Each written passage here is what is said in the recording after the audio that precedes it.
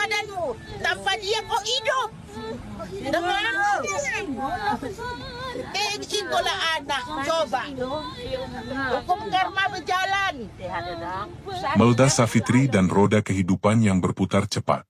Benarkah kehidupan memiliki roda layaknya sebuah kendaraan dan manusia ada di dalamnya? Roda kehidupan bekerja, berputar, kadang di atas kadang di bawah. Dan bagi Melda Safitri, putaran itu terasa begitu cepat. Belum lama ia berada di titik terendahnya, dan sekarang ia bernafas lega bersama dua buah hatinya. Bahkan, sekarang ia sangat berkecukupan. Simpati masyarakat yang bergerak di bawah kendali algoritma media sosial, mengantar Melda Safitri melewati titik tersulit dalam hidupnya. Dan persis seperti yang dikatakan tetangganya, ketika Melda hendak meninggalkan rumahnya, hukum karma berjalan. Mentokkan badanmu. Tanpa dia kau hidup. Dengar? Singgolah anak. Coba. Hukum karma berjalan. Nah, jangan kemana-mana, kita akan melihat peristiwa yang menimpa Melda Safitri dari perspektif yang berbeda.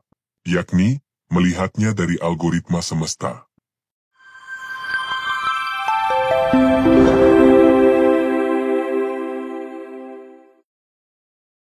Melda Safitri, ibu dua anak asal Aceh, jadi sorotan publik setelah mengungkap kisah pilunya. Ia dicerai suami hanya 2 hari sebelum sang suami menerima SK P3K. Yang paling menyakitkan, baju korpri sang suami dibeli dari hasil jualan sayur Melda di pasar. Dia yang pesan di Shopee, tapi saya yang disuruh bayar, ungkapnya. 3 hari sebelum SK keluar, suaminya pulang marah besar karena tak ada lauk di meja makan. Padahal Melda tak diberi uang belanja. Pertengkaran kecil itu berakhir dengan talak 3 di depan dapur. Setelah diceraikan, Melda pulang ke rumah orang tuanya di Meukek, Aceh Selatan. Ia bangkit dengan jualan gorengan dan minuman Rp1.000 demi menghidupi 2 anaknya. Kisahnya viral dan menyentuh hati Crazy Rich Aceh, Sheila Saukia, yang kemudian mengundang Melda dan memberinya bantuan. Dari luka, Melda bangkit. Dari kesedihan, ia tumbuh jadi perempuan tangguh.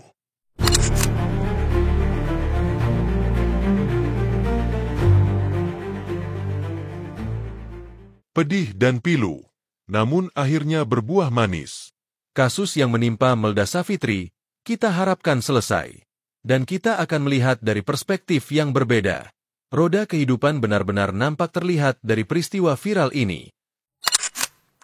Secara harfiah, roda kehidupan bukan benda fisik yang berputar di langit sana.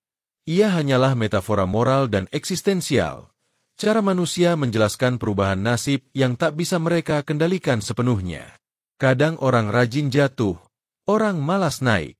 Kadang yang berbuat baik tersisih, yang culas berjaya. Bukan karena hukum sebab akibat berhenti bekerja, tapi karena realitas sosial dan biologis manusia jauh lebih kompleks dari sekadar rumusan, usaha, sama dengan hasil. Dalam kasus Melda, misalnya, Anda yang sudah terbelit masalah, belum tentu bisa menjadikan viral sebagai jalan keluar. Di tataran alam semesta, semuanya berjalan berdasarkan mekanisme sebab akibat. Kamu tanam padi, ya tumbuh padi. Kamu tanam batu, tak tumbuh apa-apa. Tapi sistem itu tidak mengenal keadilan moral. Alam netral.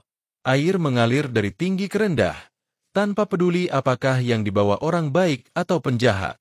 Maka sering kita lihat, orang yang menjada wajada tetap gagal, bukan karena prinsip itu salah, tapi karena realitas punya variabel lain, keberuntungan, konteks sosial, jaringan, waktu yang tepat, bahkan algoritma, kalau di era digital.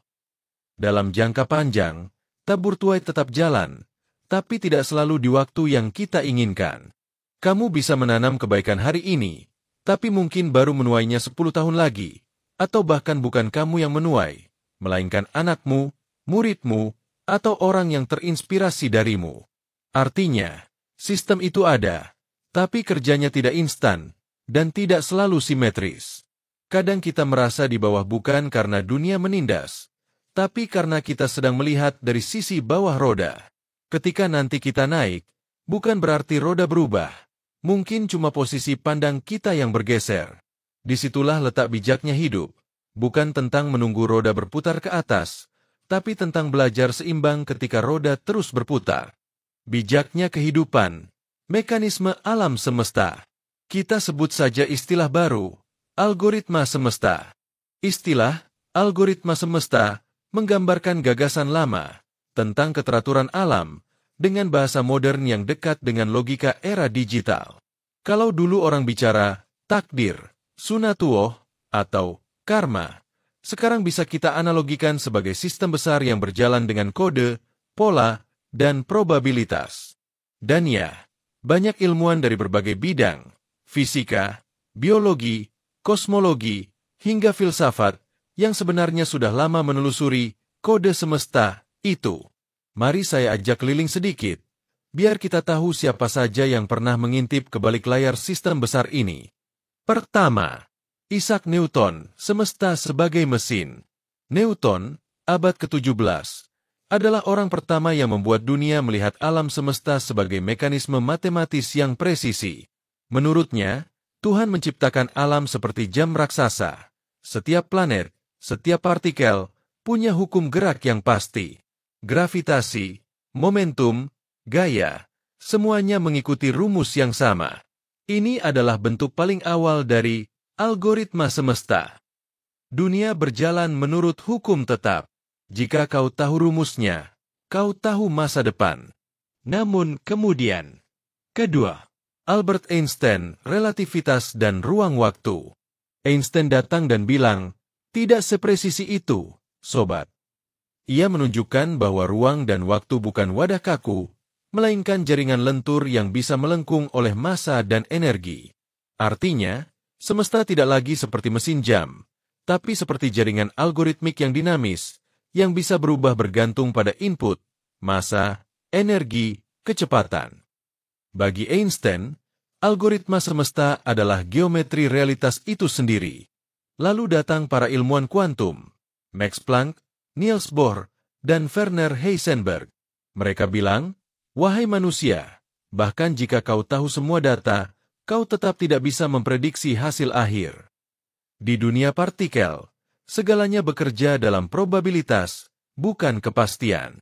Kita tidak bisa tahu posisi dan momentum partikel secara bersamaan, dikenal sebagai prinsip ketidakpastian Heisenberg. Jadi, algoritma semesta ternyata tidak deterministik sepenuhnya. Ada random seed di dalamnya. Masuk ke biologi, Charles Darwin memperkenalkan mekanisme seleksi alam, algoritma yang membuat kehidupan berkembang tanpa perancang langsung. Setiap mutasi, setiap variasi, adalah percobaan acak yang diuji oleh lingkungan. Yang cocok bertahan, yang tidak, hilang.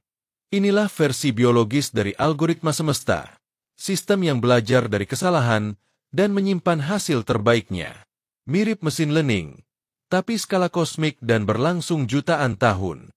Stephen Hawking, bersama ilmuwan teori chaos seperti Edward Lorenz, menegaskan bahwa meski alam punya hukum tetap, hasil akhirnya bisa tak terprediksi karena kompleksitasnya.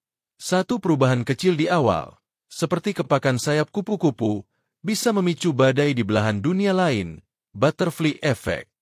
Dengan kata lain, algoritma semesta itu nonlinear dan sensitif terhadap kondisi awal. Ia punya pola, tapi juga spontanitas. Kini, fisikawan seperti Carlo Rovelli, Brian Greene, hingga Sean Carroll berbicara tentang alam semesta bukan sekadar kumpulan benda, tapi jaringan informasi. Realitas, kata mereka, mungkin hanyalah hasil dari komputasi kosmik yang terus berjalan, seperti simulasi yang dijalankan pada mesin alam semesta. Bahkan ada hipotesis serius yang disebut simulasi teori, yang menganggap alam ini mungkin program raksasa dengan aturan logis yang stabil.